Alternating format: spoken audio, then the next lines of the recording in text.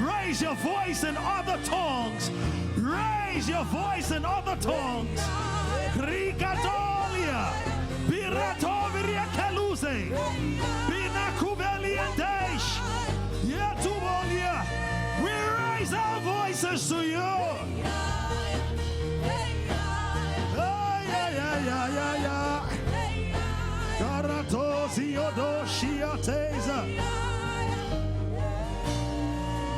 Can you raise your voice loud and strong?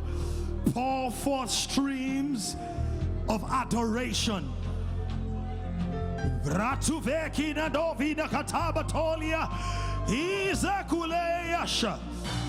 out a cry from your belly. Let out a cry from your belly. Raise your voices to the King of glory. He rides upon the wings of the winds.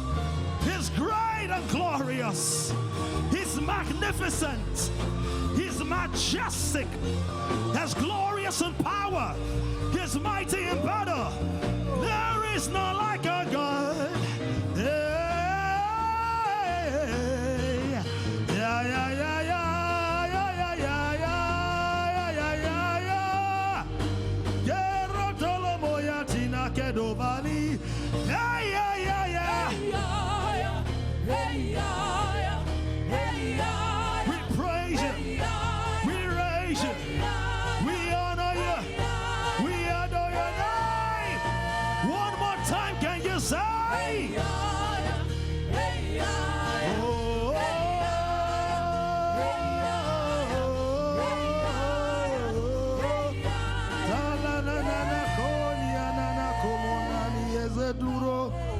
Let's wave our hands to him.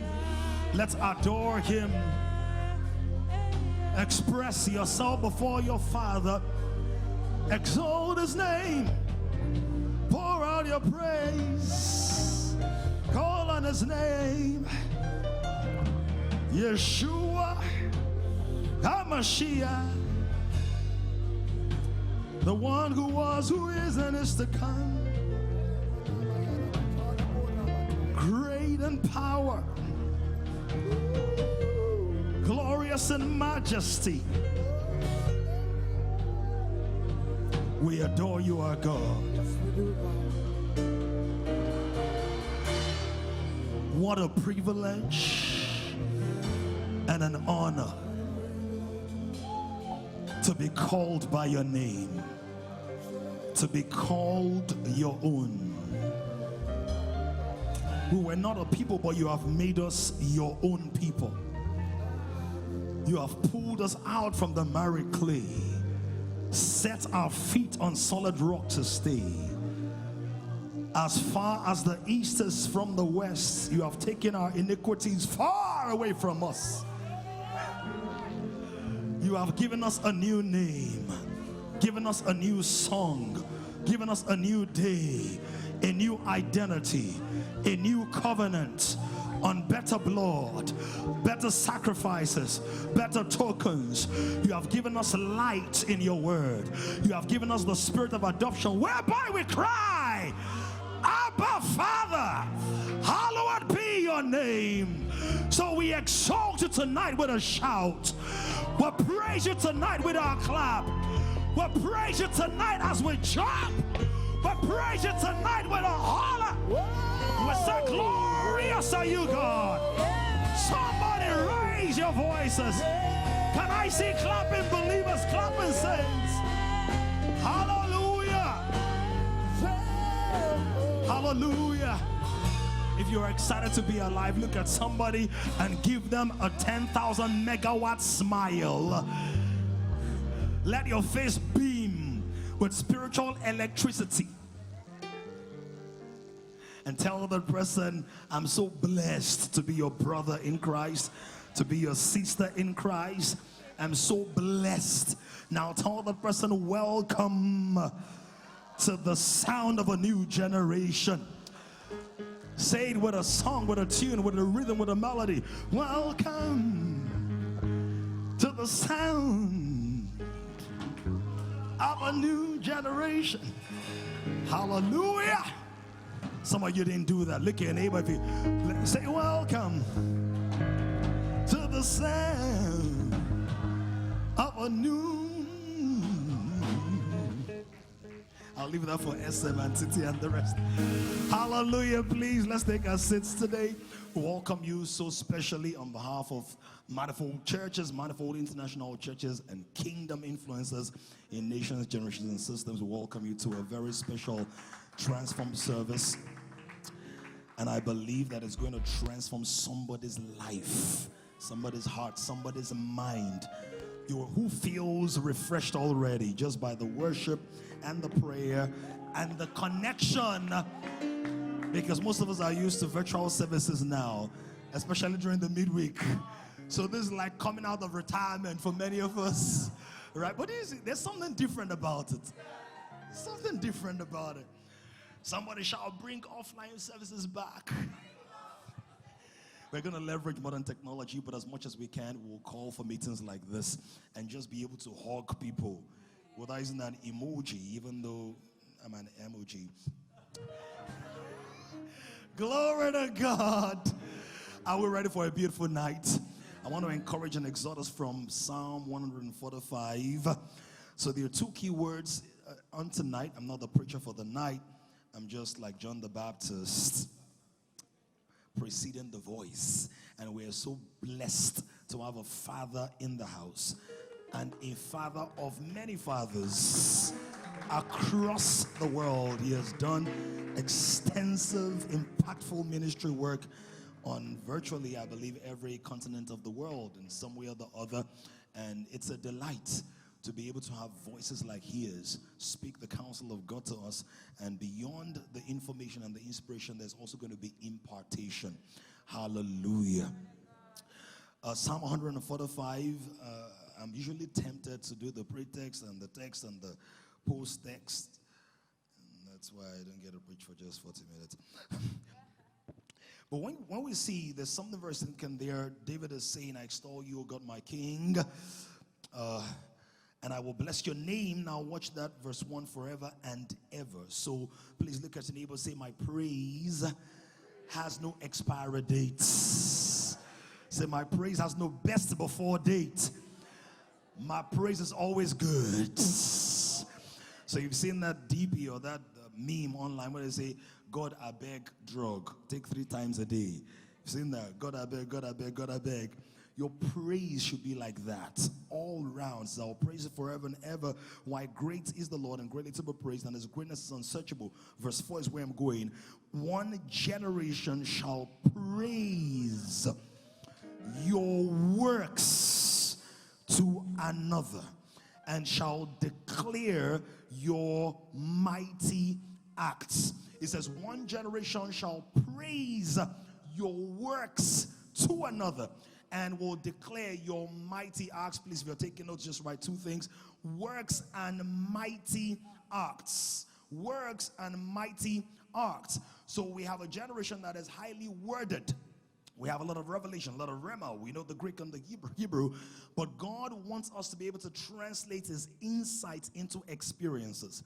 He wants us to be able to transmit the revelation that we receive into life. Not only in our gatherings, but also in our communities, in our nation. He wants us to be able to declare that. The word says that he showed Moses his ways, and that he showed children of Israel his acts. That means that God wants us to know his ways. That's revelation knowledge, a practical experience where we're in touch with him. But God wants us to also be custodians of the works of God, which means that if I claim that I know the ways of God and there are no works that are proof of the ways of God, maybe my knowledge is still elementary. There must be something about me that does not only sound but also resounds. There must be something about me that bears fruit. There must be something about me that has impact beyond the gathering of believers. If salt is only salty where there's other salt, we're not sure which salt is salty. Which means that if you claim that this is salt and it's salty when there's other salt, you're not sure that the salt you claim is salt is actually salty. But when you put salt in a different context or different environment and it's able to transform that environment, then you go, that salt is worth its salt. High five somebody and say, get the ways, but also get the works. Tell the person, say, know the ways, but also do the works. Tell the person, have the fruits, but also have the works. Say, have the fruit, but also have the bells. And this brings me to the sound. So God is a generational God, and it says, for my works to be exported to another generation, somebody has got to sound it. Which means that the works can be loud, will become louder when you add voice to the works. That means that your life is supposed to be the amplification for the testimony of a previous generation. It means that if all I have to show to the generation coming after me is what my father taught me, if that's all I have to show, I've wasted my father's testimony. My life should be an amplification of the words my father taught me, so that even those that may not be able to decipher the voice of my spiritual father, they can see the fruits of his impartation in my life. Are we here? The word says that now the spirit of wisdom was upon Joshua.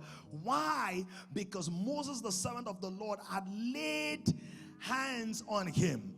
So Joshua had a different expression, but it was still an extension of the impartation of Moses. So when we see the tabernacle, it said that the priest, he must have a bell and a pomegranate. A pomegranate is a fruit. And then the bell is a bell. A bell announces. A bell resounds. A bell displays or sounds a piece of information. The bell represents the giftings of the Spirit or the works of God in the generation. How many of us remember growing up, you had people who carried the bell to preach the gospel? Yeah. They still do it. The physical bell or the bell notification on your phone. Now, I'm about to close, and I hope somebody will shout on this. Back then, the priest needed to have a fruit and have a bell and a fruit, which means the fruit of the Spirit and the works of the Spirit. But in the new dispensation, I don't have to wear a bell and I don't have to wear a fruit. Why? Because I'm a fruit and I'm a bell. The fruit is the substance. The bell is the sound. God is raising a generation of people who are not loud for nothing. That means they don't just have bells, they have fruits. Oh, come on, somebody help me today. Stop acting as if it's an online service. Let me feel your offline energy. High five somebody right now. Say, I know you got fruits, but you're gonna live here as a bell. Because this is not just the substance of a new generation. This is the sound of a new generation. This is the sound of a new generation. Jesus knew that your fruit was not all you needed. So he said, go into all the world and sound and bell and preach the gospel. Which means that if you're the shy type, you're about to get really uncomfortable, because God is about to make a generation noisy for the gospel, noisy for the kingdom. Look at your neighbor and say, oh, my loud God. I'm sorry, Dr. Hugh, but it means it's going to be really loud. Can somebody make God loud and proud in a generation where people are saying that I'm gay? No, you're not gay, you're homosexual. The real gay people, because gay means excited, it means happy. Believers are the people who are excited, who are blessed, who are loud and proud. I will not wear Medusa on my chest, cotton in Versace, and hide the cross behind my back. I will carry the gospel in my full chest. Have I got a loud bell to shout unto God? Where are my bells? Where are my bells? Where are the where are the praise singers? One more thing, then I will shout and bring up the special song. Do you realize in Genesis chapter 3 Genesis 3 verse 8, the word says that they heard the sound of God walking in the garden and they hid themselves. Every sound produces a response. When God walked in the garden, they hid themselves. Now they mistook the sound of God because God's sound is not judgmental, it's redemptive. But they hid themselves, but God says, I'm not done. So he sent a bell, Jesus the Christ. Said, if you ring me, I will draw all men unto me. And it says, when I go, I will send another comforter and the Holy Spirit. In the upper room, when they heard the sound this time, they did not hide, but they hit the streets. Somebody, you heard the sound during camp meeting and you hid your gifts. You heard the sound during January series and you hid your gift. But as the sound comes today, you're going to hit the streets. You're going to jump on the bus and preach the gospel. You're going to lay hands on the sick. When they say, I'm sick, you say, me too, I'm quite sick. No, you will say, there is a healer in me. There is a faker in me. There is a lifter in me. Is there anybody who's ready for a sign? Somebody jump, somebody clap, somebody holler, make a sound.